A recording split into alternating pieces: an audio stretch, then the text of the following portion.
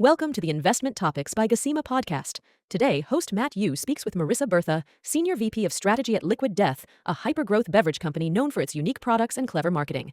Please note that Gasima is an investor in Liquid Death. Now here's your host, Matt Yu. Hello, Marisa. Thank you so much for being a part of our podcast. Welcome. Thank you. Happy to be here.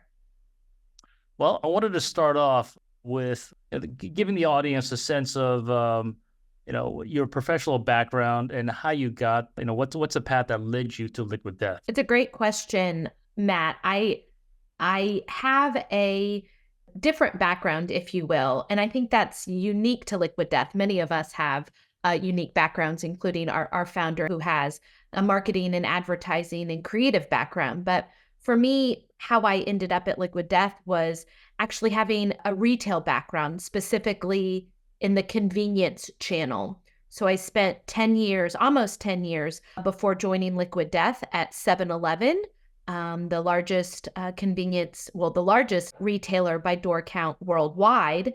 And at 7-Eleven held multiple roles. I worked in strategy, I worked in business development. I led our corporate venture arm for many years. I built out the emerging brands program there. And by the time I left, I was vice president of growth. So that was leading the venture arm as well as non-C-store acquisitions. So had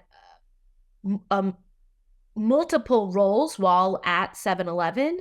And because I built out the venture arm to make investments in food and beverage businesses and built out the emerging brands team, really found a passion for beverage, for consumer trends, what was driving purchase behavior, and really felt like the convenience store channel was such a great place for new brands to come if they knew single serve immediate consumption was going to be part of their broader channel strategy. And that's how I met Liquid Death many years ago in 2018, 2019, forged a relationship with the founder, Mike Cesario, ended up meeting many of their investors. And, the can is so iconic. It's so unique looking that, for me, holding and feeling and looking at the can and knowing our franchisee community and knowing the 7-Eleven customer and C-store customer, I knew Liquid Death would be a home run. So really for me, it was always something special from the moment I got to get familiar with the brand. At 7-Eleven, you all had an opportunity to invest in the company, right? Well, 7-Eleven doesn't disclose any of their individual investments, but I will say Liquid Death was the top performer in any emerging brands pilots and programs that I ran. There's a special relationship with the company, and even most recently when Liquid Death entered into the iced tea category, 7-Eleven has always been a great partner for launching new innovation. And so, yeah, we have a special relationship. I mean, what at first blush when you saw this product back in 2019? I mean, what did you think? Did you think this is peculiar, or is this going to work, or this is going to work? I see this happening. No, I had the can is a walking billboard. The brand name was so strategic to be able to catch people in the aisle, and so I knew early on that the C-store consumer that purchased, energy drinks, single serve beer, it looked like a beer, the branding acted like a beer. I knew it would be successful in the convenience channel. And I had already invested in successful energy drink companies, water companies. I will say what was different about Liquid Death that made me just like the brand so much more was the humorous and entertainment angle to the branding, the sustainability mission, and the infinitely recyclable can. At the time that we launched at 7-Eleven, it was the only, and still is the only, canned still water nationally sold. That's very common even with other retailers. So there were so many brand and product attributes that as you really got to learn the brand and honestly read the side of the can, you could see that this was approaching, the water category from such a different perspective and different angle. And, still water, which was the first category Liquid Death entered, is such a, big mainstream, massive non-alc beverage category. And so disrupting, very large addressable market is done with a can that looks very different from the single-use plastic bottles, and the brand name, same, very different. And that's what the was intentional from day one, to be able to compete in a very competitive landscape. It's interesting you say that. I actually want to take a step back and talk about the landscape. I mean, you've been there 10 years. Prior to Liquid Death, you've been at 7-Eleven for about 10 years, you said. So you had a pretty good view on all the different types of beverage companies, especially the up-and-coming beverage companies. What would you say is the state of the startup beverage companies or independent beverage companies today versus just 5 years ago or 10 years ago? And do you see any kind of signs of consolidation happening over the next couple of years? There's so much to unpack in that question. When I started investing in beverage businesses in 2015, 2016, it was right at the period where there was so much innovation, so many new brands entering the scene. Many brands launch with the intention of, they want to be acquired by some of the large businesses. And the reality is there's only a handful of successful M&A transactions in the last, certainly 5 years, 10 years. If you look at, some of those very successful acquisitions. But, Liquid Death has always been wanting to be an independent beverage business for the long haul and build a business with sound fundamentals. We're a multi-category brand under a single brand name, and that's not common. So when you ask, what was I seeing in the marketplace? There were so many new water brands, so many new energy drinks. This was the era of the performance energy category. So energy drinks over 200 milligrams per can, which is kind of mind-blowing, the amount of caffeine in a single can. There were functional and still are functional beverages entering the scene, but those were, often trying to tackle maybe certain niche criteria. And so when I think about what makes, what was the landscape or what were the trends, of course, yes, the energy drink category continued to expand. Performance energy was essentially a new subcategory created.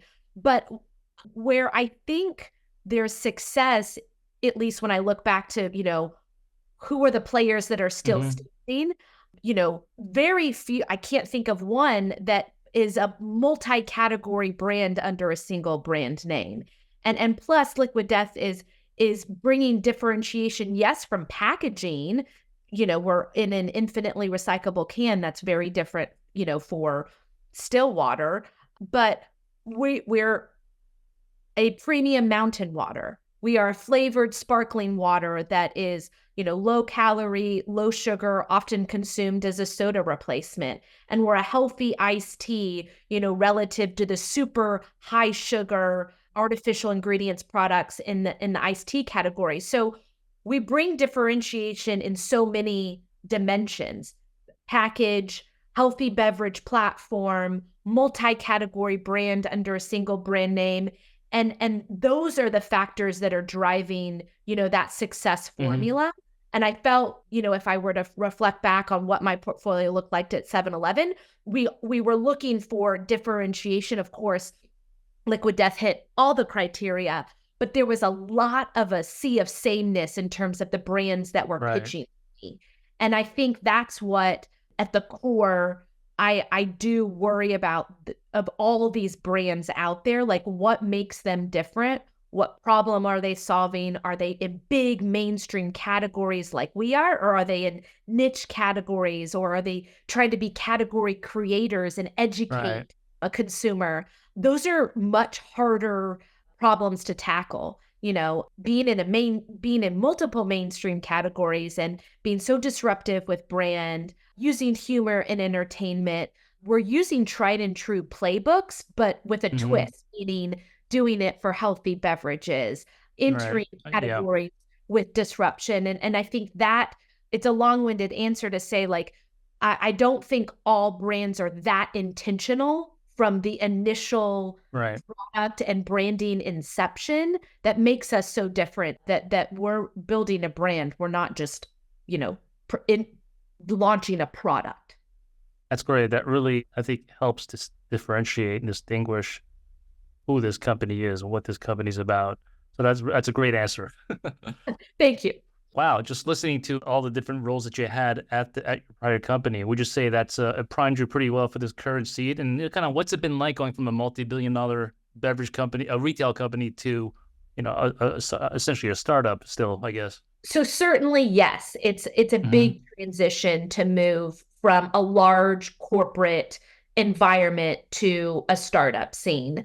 I do pride myself that, I ran a very entrepreneurial team. I loved our mission. I loved our speed to execution. We were extremely active in investing during COVID when most corporate venture teams were nervous about, the unknowns. We doubled down on making investments during that time. But I'll pause there and say, I certainly was naive in many of the transitions, moving from a large infrastructure to a small business. And also my role was very different. I invested off of the cap table, off of the 7-Eleven's balance sheet at 7-Eleven, whereas now at Liquid Death, I help lead fundraising. And fundraising is, I've actually, found myself in, have really enjoyed in my 2 years at Liquid Death. But fundraising is always going to be hard. And I've had multiple rounds of funding, and I think that's a testament to the growth and the results. And also, I say this all the time, this is a once-in-generation brand led by a once-in-generation founder. And I mean that wholeheartedly, but it wouldn't sound true if we didn't have the business results to back that up. But certainly, fundraising is part of my, role. Investor relations is part of my role. Corporate strategy, uses of capital, long-term planning, and for us, big long-term planning, for example, was, go-to-market strategy, channel strategy. It's all the building blocks of building a large, a successful beverage business. So certainly, yes, wear multiple hats, work cross-functionally, with our management team, do a lot with board relations, management material, but I certainly wouldn't change it. And people often say, once you have that first moving to the operator side or going to a startup, it's very hard to go back. And I fully believe that in my, 2 years at Liquid Death, which really feel like a decade worth of experience in a short period. Okay, great. And so what do you think are the factors, sort of the necessary factors to drive a startup to a successful, multi-billion-dollar, valued company down the road? And it can be particular to the business. Yeah. No, there's so many. So in the food and beverage space, obviously I was an investor before, I came to the startup side. Big addressable markets, established categories. I've already alluded to that, when I mentioned, why I felt maybe some of the emerging brands would struggle to be, successful.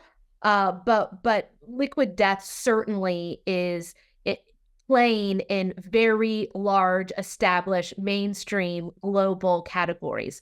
Water, flavored sparkling water, iced tea. There's no education required in these categories. And I think sometimes emerging brands underestimated the brand education that they were having to do. And that also translates into dollars when you're trying to educate the customer base on, your product attributes or, why you should consume X product over Y product.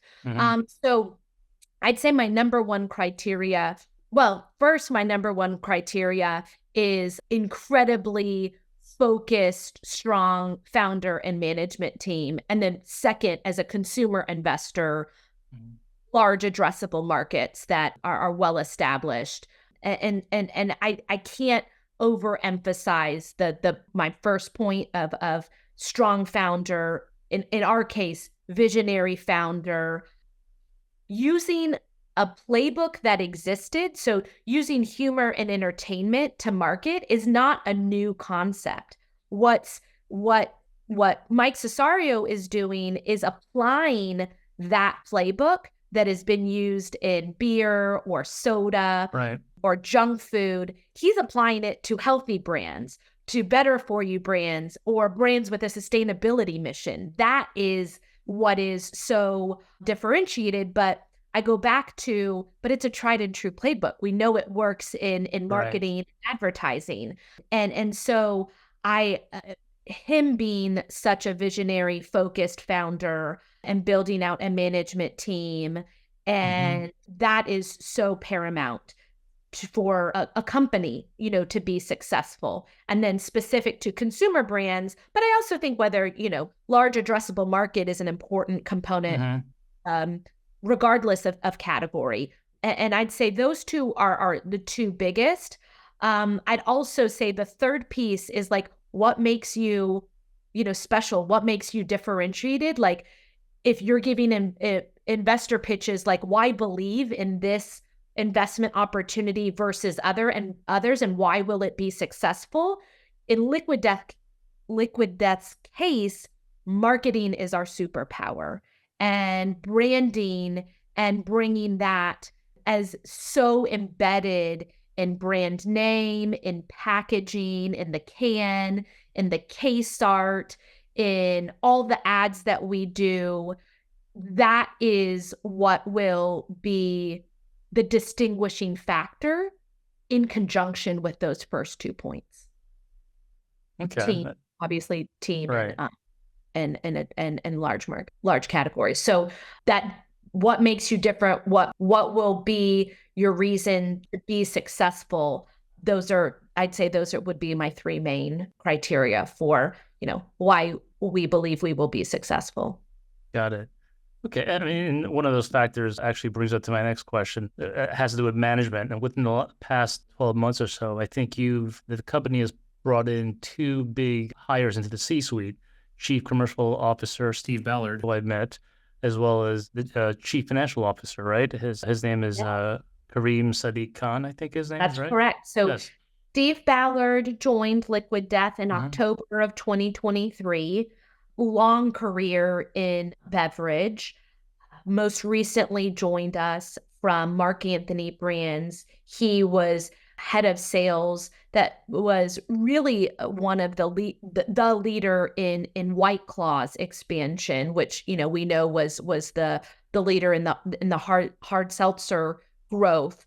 Steve is a phenomenal sales leader, knows how to manage distributors, know how to manage retailers, know how to manage internal teams, knows how to scale brands. Obviously, White Claw went through hyper growth under his leadership. So a great addition to the Liquid Death management team at the stage that we're in. And already, doing so many things in driving not just top line revenue growth, but creating the right, team and infrastructure, retailer relationships, distributor relationships that are foundational as we think about this next phase of our growth. And then, yes, you mentioned our new CFO. We made that announcement in this month, in June of 2024. Also, veteran in the beverage world, has 20 years of experience at Dr. Pepper Snapple, obviously now called Keurig Dr. Pepper, but at the time, a different organization name. Worked at Pepsi, worked most recently at Beam Suntory, but it was Jim Beam at the time that he joined. And, these are both Steve Ballard and Kareem Sadiq Khan are just beverage veterans, and they've seen it all. They have multi-decade long career in the categories that we're in. And when we think about who needs to be in role on our management team as we look to continue to scale, these are certainly the right leaders to join our management team and already making a great impact to our business, which is exactly what we need. So couldn't speak more highly of both of them. Just curious, is this what you expected when you joined the company, having been there now for some time, or are there pleasant surprises or surprises that came along the way, or working at a startup? Can you talk to that? Certainly. So was it what I expected? I had invested in so many beverage businesses in my time at 7-Eleven. And I now jokingly say, I thought I was like in the trenches with them. I was a corporate investor. So, I had this retailer network and we were building out these, execution playbooks and helping be, a catalyst for growth. That is all true. But certainly I was naive to think that I was in the trenches with, the management team. There is so much that I've learned in the 2 years at Liquid Death about, my own management style, about my own, fundraising approaches, how to think about, strategy. So is it what I expected? In some respects, yes, because I had worked, with beverage companies for years as a corporate investor. But in many respects, no. I've been learning so much from my peer group, learning so much as I researched, other, successful companies. And I think the pace for decision making, the pace for change is so different in a smaller business versus, large companies. Large corporations can be bureaucratic at times. And that's not, anything specific to 7-Eleven. That's just, large multi-billion dollar companies with thousands of employees. Right. So I love that we have a very collaborative management team. We have a very collaborative, workforce, employee base. Everyone it's a great company culture. We all work cross-functionally. In my role specifically, I touch so many parts of the business, and I did have that at 7-Eleven, but not to the depth that I have at Liquid Death. So it's a hard, direct answer to say, is it what I thought it would be? Because there were so many things that have unfolded in these 2 years at Liquid Death that I couldn't have anticipated. And I will say, being able to, bring my, skill sets of strategy, bring my skill sets, of fundraising, as being an investor, of advising, beverages for years, of having relationships, whether that's with, co-packers or ingredient suppliers or other investors. It's like everything in my buildup of my career has allowed me to be successful in this role. And that's unique because I don't think that many people would have had, the building blocks that I had to date, and then being able to apply them in the role that I have at Liquid Death. Liquid Death is a very marketing-oriented company, and its latest marketing efforts, such as NASCAR and ELF, as well as a jet raffle. Could you speak to that and just how those kind of campaigns have impacted the company on a short-term basis and/or a long-term basis? It's a great question. And certainly I've already said on the podcast that marketing is our superpower. Let's, if we rewind a little bit, Liquid Death's first foray into the world was a video posted on Facebook that went viral, that ended up getting more followers than, Aquafina and Dasani in a very short period. That was what Mike used initially to get, seed funding. This was before he even put water in a can.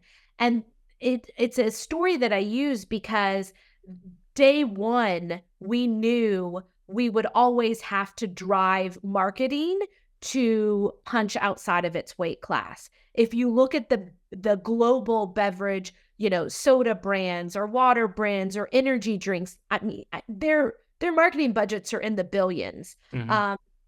That would never be, how Liquid Death could never win dollar for dollar. Right. And so there was such an intentionality in using the can as the billboard. That's a marketing tool. The brand name to be able to be, so stop you in your tracks. The case, everything about brand building and marketing is so core to who we are. I think that also speaks to even some additions to the cap table and strategic relationships. Live Nation is an example, the exclusive water sold at concert venues, amphitheaters, music festivals. That was a huge brand awareness builder and allowed us to get not just brand awareness, but sales. Like we sell Liquid Death at all of these, venues, and that's differentiated. And then layer on top of that, the humor and entertainment factor of how we market and how that is not common for a healthy beverage or a brand with a sustainability mission.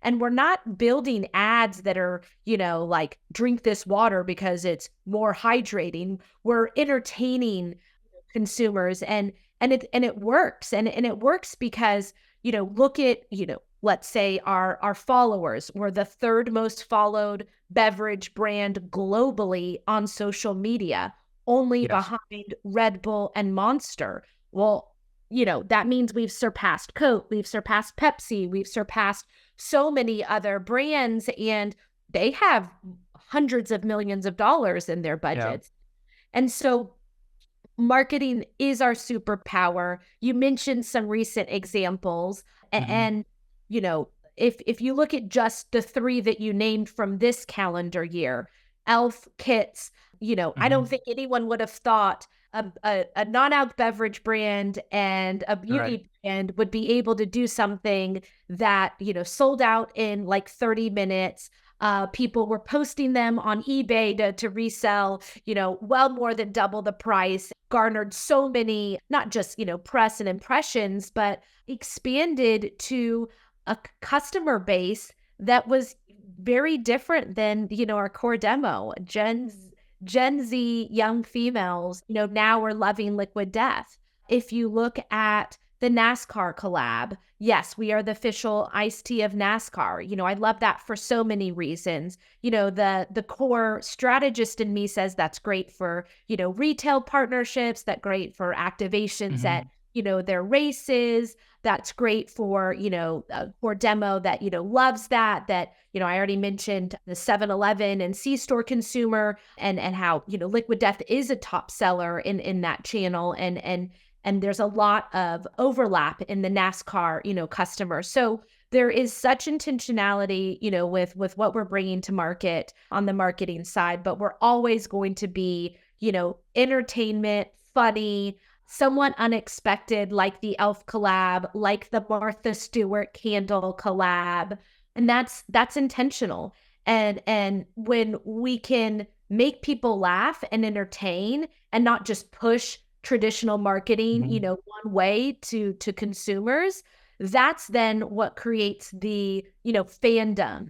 And I think the last piece that I'll say about marketing is, we have a merchant apparel business. We have people that love wearing things that say, t-shirts, hats, sweatshirts, you name it, that are branded Liquid Death. Those are walking billboards too. And there is so much, love for the brand and fandom, call it cult following, that you don't often see for, a water brand, a flavored sparkling water. brand or an iced tea brand. And that has staying power. That has long-term power. And that has always been, for our founder, Mike Cesario, at the core of like what he wanted to build. He wanted to build a brand that was authentic, that resonated, that was healthy, that was sustainable, but also could be, over time, billion-dollar brand. And that's, what we're on the path to, that's what our ambitions are. By the way, I don't want to end this podcast with not mentioning this, but I saw my most favorite commercial of Liquid Death yesterday, Ozzy. That was hilarious. And I also learned a new word, by the way, boof. But having said that, someone like Ozzy or someone like Martha Stewart or Tony Hawk, all these, high-level celebrities that you're able to endorse the product. How does that happen? Did they usually approach them, or they approach you, or is just some sort of kismic, thing happening in the universe? Matt, I think this is probably something that is, I could speak a whole separate, podcast on. We have, I would say, the best cap table, the best investors, the best supporters, bar none. And in almost all cases, any collaborators that we work with are investors or, huge fans of the brand.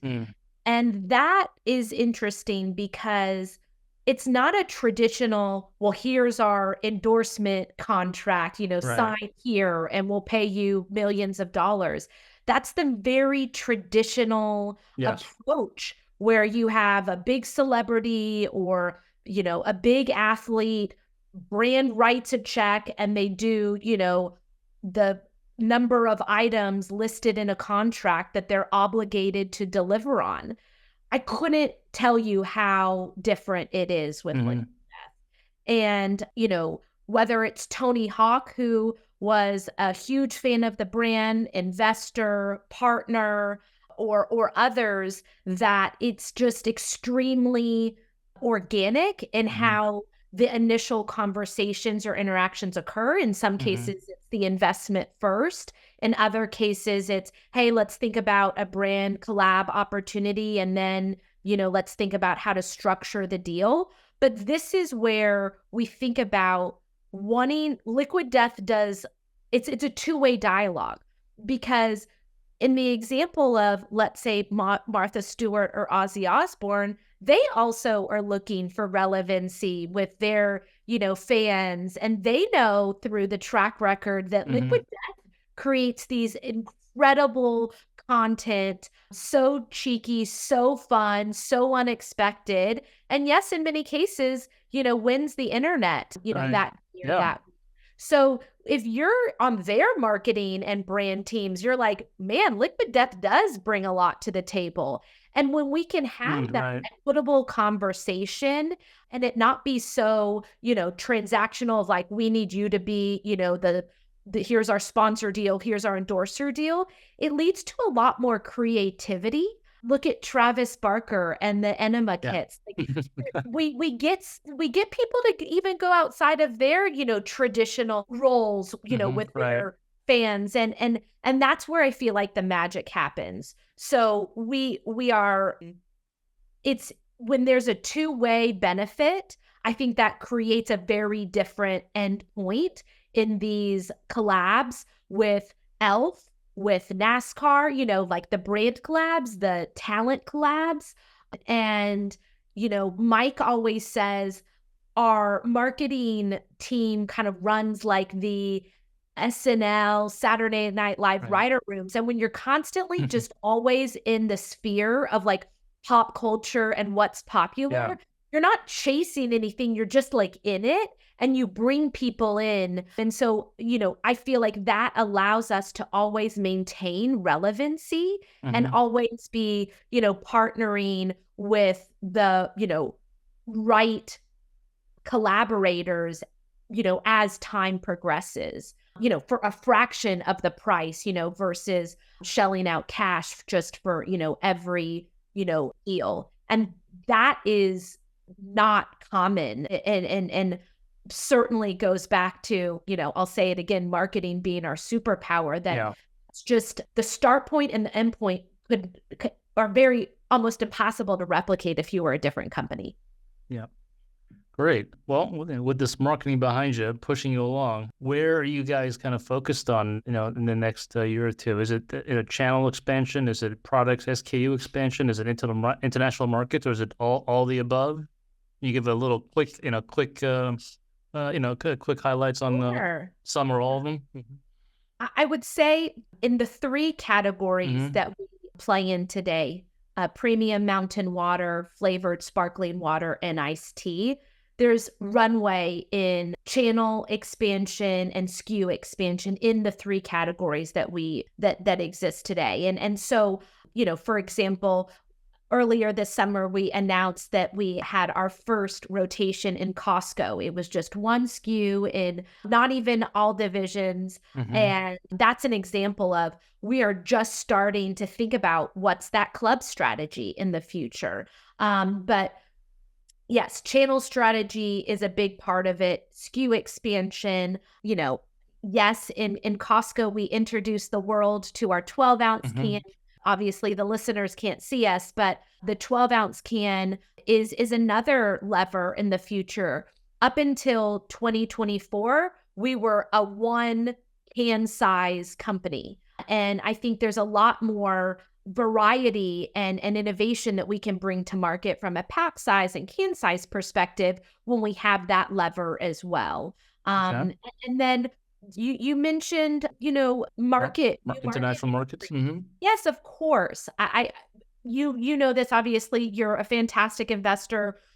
We did let's call it like a soft launch in the UK mid last year.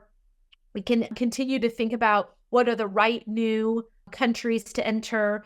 We use a lot of our internal data to define that. So we look at web traffic, for countries. We look at, comments on our social. As I said, we're the third most followed brand globally in the beverage space. Right. We have a lot of data, that we have access to. And that informs, what that expansion strategy will look like into new markets.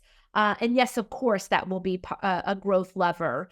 But, I think right now there's so much runway in the existing categories that we play in new channels that we enter, expansion in the, international markets that we are in. And that's just what's beyond exciting, that we are still in the early inning in our current business. And that is, we have the ability to be such a strong business with sound fundamentals with where we play today. Where do you see Liquid Death in 10 years? Liquid Death is a healthy beverage platform with a sustainability mission. What is unique to us is we are already a multi-category brand, and we have so much runway in the existing categories that we're in, even in, into the next decade. So our ambition is to be, a global beverage brand, a multi-category brand, making people laugh with our entertainment first marketing approach. And we want to be a business with sound fundamentals, with great returns for our shareholders. And the goal is to be an independent company for the decades to come. And, that's Mike is continued to be motivated there, obviously our management team, but being able to be an independent beverage business and in multiple categories, successful in the channels that we play in, future channels that we expand to, there's so much runway. And that's what keeps us, motivated and excited that there's a lot of great opportunity ahead. Okay. Great. And our time here is coming pretty close to an end. So I wanted to give you a couple of questions on a quick round, if you don't mind. Oh, sure. Lightning round. Yeah, lightning round, exactly. Your favorite merchandise, Liquid Death merchandise? So my favorite, this is probably a very basic response. Our top selling item is this Dusty Rose sweatshirt. I wear the Instant Death sweatshirt. Just has the Liquid Death logo on front and a giant skull on back, but I probably have that in my like weekly rotation. And I often travel in it, and I have yet to be at an airport without someone saying, "Oh my gosh, I love Liquid Death." And so that's my favorite item because I have so many great interactions with people, like out just, you say in the wild, but just in my, day-to-day life, whether I'm traveling to LA or really anywhere, that it's always a conversation starter. And I think that would be the case with any of our items, but like that's super unique. Like I can't imagine, that happens with really any other beverage brands. And your favorite Liquid Death commercial? Mine. Ooh. I have a soft spot for the Martha Stewart severed, dismembered moment handle. I have always been a fan of Martha Stewart. I think she has such a decorated career, and she has had so many pivots, and to be able to with her in 2022, so early on in the Liquid Death journey, I feel like that was a really incredible moment, not just for us, but for her. And that's why I'd say that's my favorite commercial.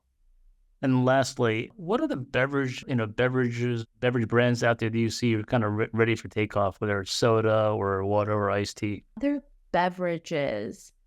I'd actually answer your question in a different way. In my mind, what brands are like beloved, I feel like Liquid Death, and that is a proxy for like, will they be successful? Will they be right? Yeah. I think there's something like for us, I've talked about like the fandom, the following, what the differentiated factors. So those are, attributes that I think are important, to us. But the fandom, I think, also exists, like in my mind, Mike uses this example, so I'm sharing it from him, but like Trader Joe's, there's something, with their private label. They exist in so many different categories. They have a little quirkiness often, when you see like their branding, their copy on packaging, and they also bring to market some like really like delicious snacks or delicious food or great tasting, drinks. And so, for us, our criteria is will always be in a can, will always be, a premium offering, will be healthier and a better alternative to, the competitive set. And so I feel like those similar, attributes for Trader Joe's, big categories, they can enter the scene, and then they bring that like quirkiness factor, I think is just interesting. And I think that leads me to like the final point is like, there's like, why do I think we will be successful? Because yes, marketing is a huge, part to, what makes us who we are. But I think brands out there have to know who they are at their core and have that be embedded in everything they do. Product innovation, obviously, product launches, packaging, point of sale, marketing, like everything about us is so on brand. And I mean that like there's a lot of intentionality to that. And I would say, I admire, just like, Mike admired Trader Joe's, because there's a lot of intentionality to, who they are, their employee base. Same with us, like the culture behind the brand, the people behind the company is a huge part of that, success. So I know I didn't answer your question, but I think those are such important factors for me in when I think of like, companies that I admire. That's interesting. Yeah, it's a very comparable example you gave. That's for sure. Across multiple categories with the same brand name. So I get that. Well, I think we've come to an end here, Marisa. I want to thank you here for being a part of our podcast and enlightening our audience at a level deeper into the Liquid Death story. Well, I want to thank you. I want to thank Tony. We are so grateful for all of our investors. Thank you, for believing in us and for investing in us. I know y'all are, fans before you became investors, but we're, thank you for the time today, and grateful to have you as part of the team. Sure. Thank you. I would just wanted to say to the audience, to see more of these wonderful videos that we just talked about and commercials, you could go on Liquid Death's website, which is www.liquiddeath.com. And obviously the products, Amazon.com and all the various subscribe stores. And save on Amazon. Instagram is a great place to check out all of our content. TikTok. Yes, our website as well. I definitely would love to get some feedback from your listeners after they do their own Liquid Death research. Sure, happy to share. Alrighty. Thanks, Marisa. Thank you. Take care. To learn more about startup investing with Gasima, please reach out to us at our website, www.gasimaglobal.com, GASIMA global.com. Thank you.